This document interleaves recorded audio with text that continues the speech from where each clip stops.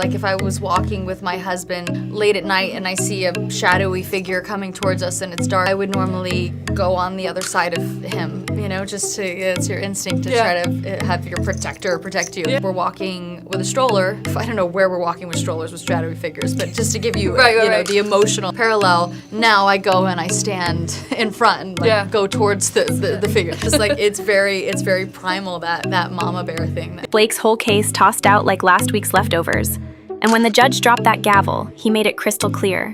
Sis can only bring that mess back to New York if, and that's a big if, she can prove he aimed his shady moves at New York, that it hit her directly and actually did her dirty there.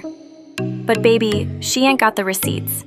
Judge even said she could try her luck in another spot, like Texas. But I already told y'all, Texas ain't no cakewalk. She got roadblocks down there too, especially if she wanna spin the block and hit him with a countersuit. It's giving legal gymnastics. And look, I had to rewind a bit, because when me and the legal crew were deep in this whole creator drama, things got real complicated, real quick. It was real obvious to me that her team is trying to moonwalk away from this whole Jed mess. Now they talking about, oh no, it wasn't just Jed in the mix. Everybody had their hands in that smear campaign. Like, they really trying to water down his role now, acting like he wasn't front and center the way she originally said he was. And the moment I peeped that switch up, I was like, she ain't refiling against him. Just a gut feeling, okay? And I told y'all that yesterday. But then I went back and looked at her first notice to him, when she was trying to drag him into that deposition. And baby, I caught something in that paperwork that's major. And get this, I also found a doc that just got unsealed, like yesterday. Well, there were a lot of conversations early on before we cast. Honestly, before we even were at Sony, it was supposed to be a really small indie movie at Wayfair, and then Sony got involved later. Blake got cast, and it snowballed from there. But we had a lot of conversations about aging the roles up a little bit. And it proves Jed Wallace knew all about that 17-point agreement. Now let's be real. The 17-employee agreement don't actually prove no harassment went down. What it does show is Blake came back with a checklist like, here's what y'all gonna do if you want me back on set, period. And Melissa Nathan? She hit Jed with that email like, these right here, these are Blake's conditions, no wiggle room. It was basically, no deal unless all 17 of these are locked in. Now, some of it was tweaked a little from the final draft, probably the red line version or whatever. But one thing was loud and clear. That non-disparagement clause was front and center. It straight up said, ain't gonna be no retaliation, shade, or slick comments aimed at Blake Lively for speaking up or setting these boundaries. Any little attitude switch up, side-eye, snark, passive-aggressive energy, on set or even while doing press, baby, all that was labeled as retaliation and completely off limits. And the way that clause was written, it basically said this contract ain't just for the workday. It follows y'all to red carpets, interviews, and behind-the-scenes tea. Any shade, sarcasm, or funny tone could be clocked as a violation.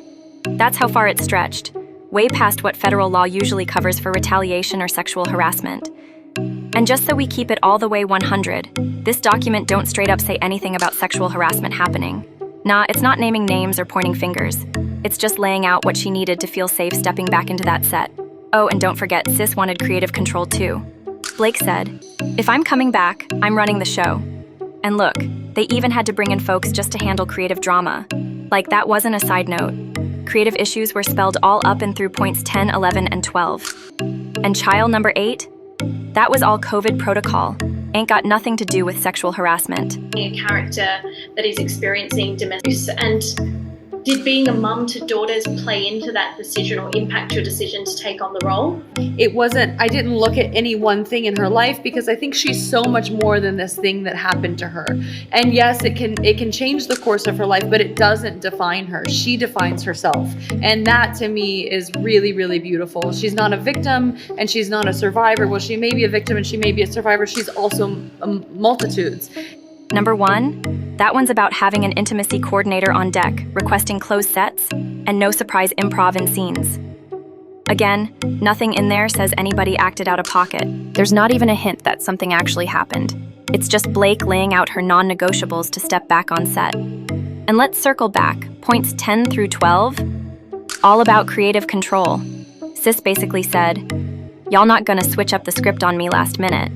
So when people glance at this and act like it's all about harassment, nah, She's straight up limiting folks from even debating her creative vision. And let's be real, that don't fall under any legal protection for harassment retaliation. But let's keep it funky. This clause she added, it's given, shut up and don't say nothing, especially aimed at Wayfair's side. She slapped in a strong-arm non-disparagement clause that's mad broad and low-key messy. Real vague, real questionable, like the kind of thing that could easily get dragged in court. And let's not forget, the way that non-retaliation part is worded.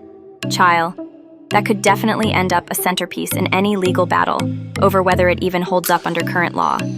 'Cause she's out here trying to stretch that thing way beyond what federal retaliation and harassment laws actually cover. And here's the kicker. So whatever popped off behind the scenes, the shade was flying everywhere. And the wild part is, Blake basically turned that clause into a trap. If you said anything shady, no matter how small, she's claiming it's retaliation just because she made you sign those terms to begin with. But baby, that whole setup, it's looking real murky and real open to interpretation. Now, here's why all this really hits different. See, I think the real reason Blake ain't pulling the trigger on a new case against Mr. Wallace is because way back in January, Sis already filed notice for a deposition on him. Yup, in Texas. And at that time, this is what she believed. The whole retaliation scheme wasn't just a bunch of publicists and crisis PR folks spinning the narrative. Nope. She was saying they brought in subcontractors, including Jed Wallace, to build a whole digital army.